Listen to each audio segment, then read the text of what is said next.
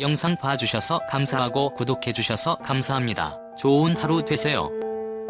이금희는 1966년생으로 올해 나이 56세입니다. 이금희의 아버지는 경찰 공무원이었고 어머니는 봉제일과 미용일로 부업을 하면서 5딸을 키웠다고 합니다. 성실하게 살아오신 부모님의 영향을 받아 이금희도 성실하게 열심히 학업에 열중하여 동명여고를 나와서 숙명여대 정치외교학과를 졸업하였고요.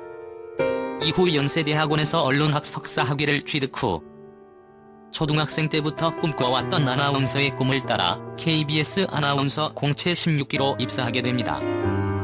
이후 특유의 성실함과 부지런함으로 1998년부터 2016년까지 18년 동안 꾸준히 KBS 아침마당을 진행하면서 많은 시청자들의 호응을 받아왔습니다.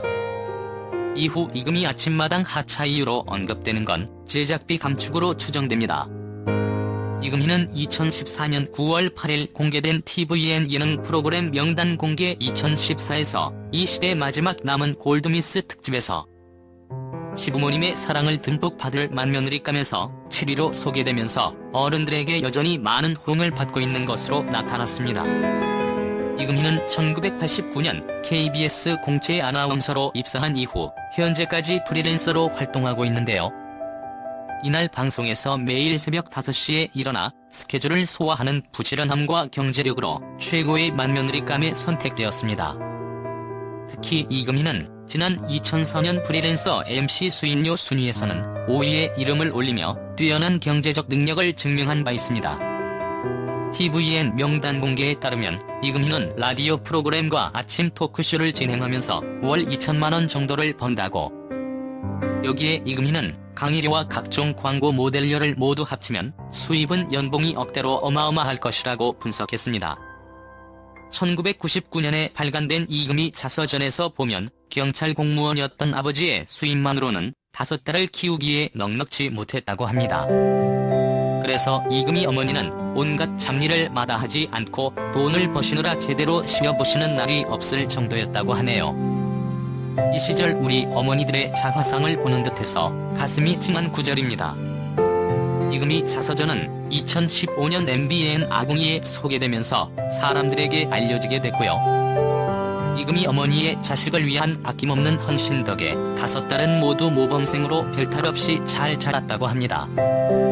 이금희도 위에 언급했듯이 초등학생 때부터 꿈이었던 아나운서의 꿈을 이루고 2000년 10월 프리랜서로 전향해서 아침마당을 통해 시청자들에게 큰 사랑을 받으며 활동하게 됩니다. 더불어 KBS 쿨 FM 사랑하기 좋은 날에서도 늘 포근하고 따뜻한 라디오 방송을 통해 애청자들에게 다가와 주었고요. 이금희가 많은 시청자들의 사랑을 받으며 방송 활동을 하는 동안 자리 잡을 때까지 순탄하지만은 않은 삶을 살았다고 하는데요. 특히 연애사에 있어서는 가슴 아픈 사연이 있었습니다. 1999년에 이금희 자서전을 통해 나오는 연애사를 보다 보면 거기 나오는 연애상대에 대해 욕이 튀어나올지도 모르겠네요. 이금희 자서전에 언급된 아기 피부처럼 하얗고 보드라운 살결 고른 치열을 드러내며 웃는 모습이 선해 보이는 남자가 이금희가 아나운서 생활 당시 짝사랑했던 아나운서 선배의 모습이라고 하는데요. 이 남자 선배 아나운서는 미국에 유학 중인 여자친구가 있었다고 합니다. 근데 어느 순간 그 선배가 유학 중인 이 여자친구와 헤어지면서 이금희는 이 짝사랑하던 선배와 2년간 연애를 하게 되는데요. 이 남자 아나운서 선배라는 사람은 이금희와 인연을 열애한 후에 전 여자친구에게 돌아가 버렸다고 합니다. 당시 선배와 이금희의 집안들끼리도 오고 갔던 사이였다고 하는데요.